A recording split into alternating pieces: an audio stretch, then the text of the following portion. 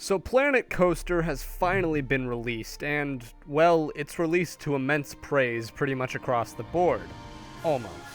I have given this review a few days to come out because I really wanted to make sure that I wasn't just experiencing hype overload and that the game really is as good as it seems, and in doing that, some of the game's lesser qualities have been given light. So is Planet Coaster as good as it seems, or were we all too focused on the creative aspects of the game that we neglected one of the trademarks of the genre? Let's find out in the gameplay.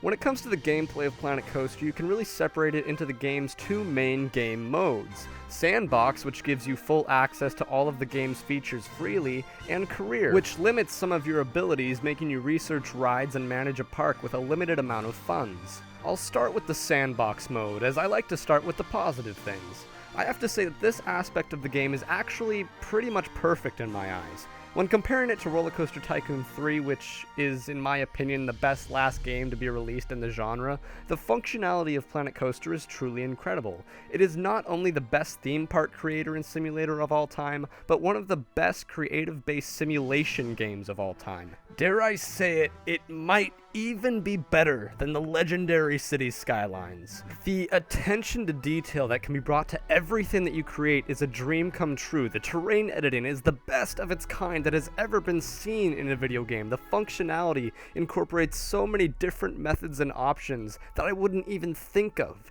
The developers have really outdone themselves with the creative freedom that they have given us. It's almost so good that the game doesn't feel like it needs a reliance on user-created models. There was a big push before launch to get the devs to incorporate UGC functionality akin to that of Roller Coaster Tycoon 3 and World, where you can create your own 3D models and upload them into the game files. But I am happy to report that with all of the creative freedom you are given in Planet Coaster, you can practically make anything you want in the game. UGC is highly unneeded. Well, almost. My biggest problem is the limits placed on creating blueprints. You can export a building with under like 2,000 items in it, but that doesn't really cover the extremely detailed objects with more than 2,000 items. People have been forced to resort to splitting their blueprints, saving half or a quarter of their structures at a time, and then uploading them to the Steam Workshop separately. It's pretty annoying, especially when I remember being able to save my entire freaking park as a blueprint in Roller Coaster Tycoon 3. Sure, the screen went black for 5 seconds and the game ran like crap when I tried to place that blueprint, but damn it, I could still do it. The creative aspect of the game, the Sandbox mode, is practically perfection, but what about the career aspect? Well, as most of you have probably heard by now, people are pretty upset at this game because of its career mode, but not for the same reasons that I am. Most people are saying that the game is just too easy in career mode. However, it's pretty much the same difficulty I remember from Roller Coaster Tycoon 3. Yes, it's pretty easy, but I really don't see much of a difference between this and that, and the people that are complaining about the difficulty aren't really giving reasons as to why it's too easy and how it could be fixed. They're just touting that it's easy, so if you are one of the people that thinks it's too easy, please let me know down in the comments both why it's easy and how it can be fixed in your eyes. So I don't really care about the difficulty too much. It's as easy as I remember Roller Coaster Tycoon 3 being, and it's a shame that it's not a little bit more challenging. I don't know. It's not that big of a deal to me. The gripes that I have, and we'll start small here, there's no VIPs that come to your park. I remember in Roller Coaster Tycoon 3 having a parody of Bill Clinton roaming around my park, flirting with random women, saying, "Oh, your name's Monica," in reference to like the whole Monica Lewinsky thing. It was pretty funny. And I'm sad to see that absent from the launch of this game. And security guards that were shown before launch did not make it into the game, so that was I was pretty sad about, but you can't always get what you want. However, my main problem with the game's career mode is the actual career scenarios themselves. The actual levels that you are placed into. You see, the genre of coaster games has always been known for its career mode putting you in some really interesting situations. I remember in Thrillville being in a park that was based around you being the size of a children's toy, and I remember in Roller Coaster Tycoon 3 having to fix up an old west ghost town. It didn't have to do a lot to get you immersed in what its premise was. So as someone who enjoyed Thrillville's and Roller Coaster Tycoon 3's campaign mode, I was really looking forward to what Planet Coaster was going to present. I was really looking forward to finding out the different scenarios that this game had, and in a lot of ways I was really disappointed. Not in all of the ways, but a lot. There are a few scenarios that made me feel like I was playing Roller Coaster Tycoon 3 again, making me smile and realize that this game was finally the successor I had been waiting for. But of the 12 scenarios, I can say that 7 are passable.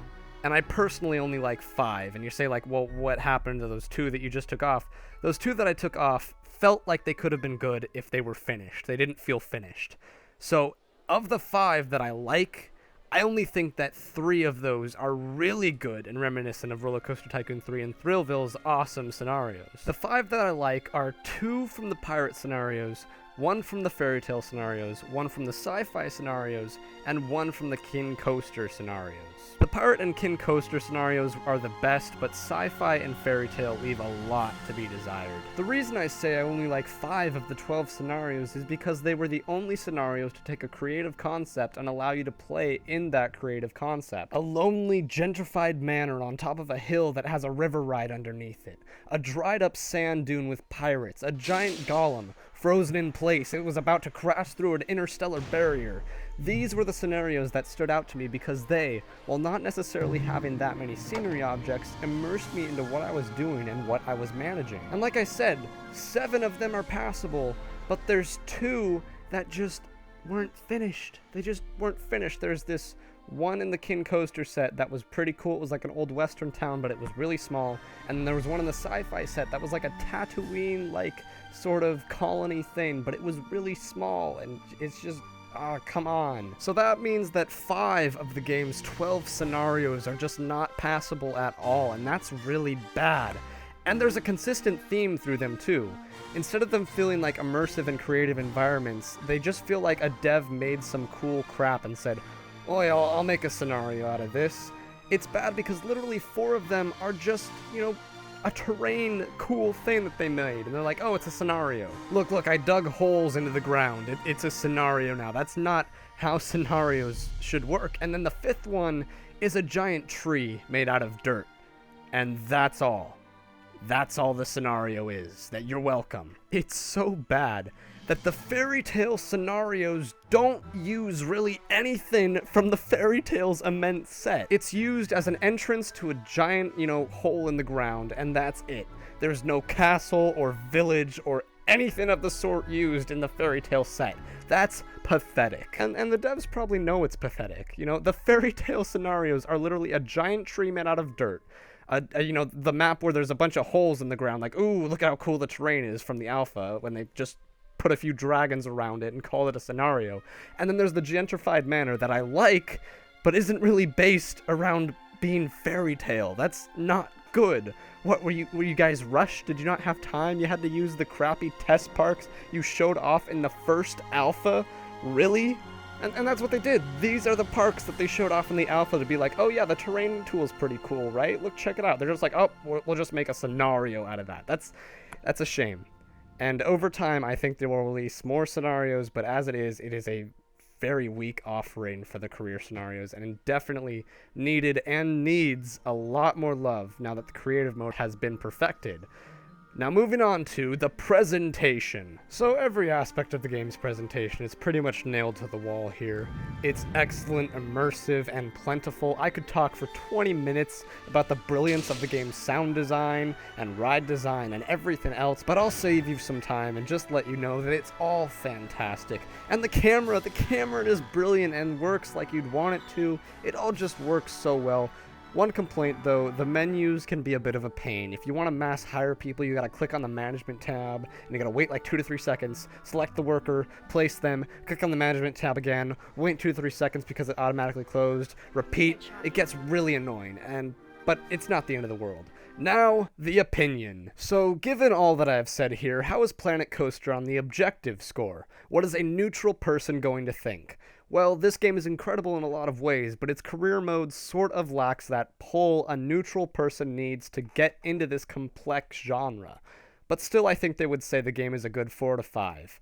Now, my personal score, what do I think? I think Planet Coaster is a 5 out of 5 terrific game, bringing the total score of Planet Coaster to a 9 out of 10 marriage quality game. This game is fantastic, and it's a real standard that other games are going to be held to, just like City Skylines was. And if it weren't for the sort of rocky campaign mode, this game would without a doubt be a 10 out of 10 godlike.